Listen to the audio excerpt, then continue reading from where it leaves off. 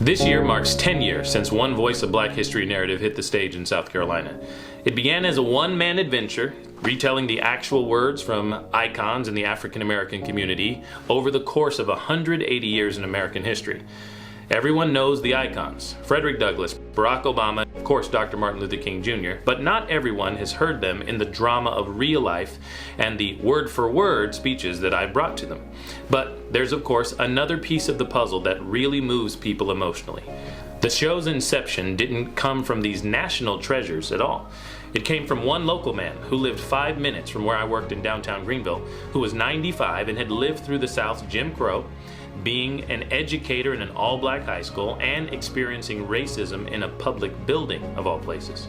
Then as the world evolved and we moved into the drama National Theater of 2020 with an election, police brutality questions, and a heightened consciousness of historical racial disparities and the gaps that still exist today, One Voice continued to shift. We went virtual, and once again I used old words in a new context. More and more companies, schools, civic groups, and even churches have been asking for this content to learn from, not just be entertained by, but they're asking, so how do we move forward? JDew, what better questions can I be asking around my office staff, my vendors, my students, my neighbors, and even myself? Once again, I used old words in a new context. I spoke MLK words that he used while paraphrasing even older words from the parable of the Good Samaritan. The question is, if I do not stop to help, what will happen to them? So in one sense, we're going to keep doing, seeing, and learning what the One Voice show has been for a decade, telling the stories of the marginalized minority in America. And also, we're going to expand on the offering by adding online curriculum modules, corporate trainings, and the art of moderated questions and reflection to move us forward in this community, state, and well beyond. We're looking to expand in these specific ways. More vignettes.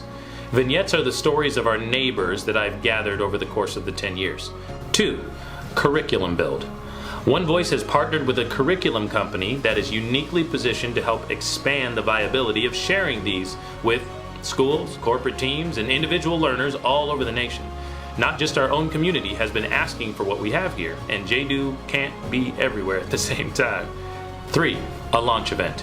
The MLK holiday in January is our target for the 2022 launch event. This event will be both in person and virtual to satisfy the public that has been attracted to One Voice, as over 50,000 folks have experienced it. If you're watching this, we want you to be involved in the event as we release the extended interviews, the never-before-seen topics, and we can discuss them outside of the live performances you may have already seen and enjoyed. It's been my honor and privilege to become the authority on these topics and to have already been noticed by you in the past. Well, I'm back to give you more so we can come together as One Voice.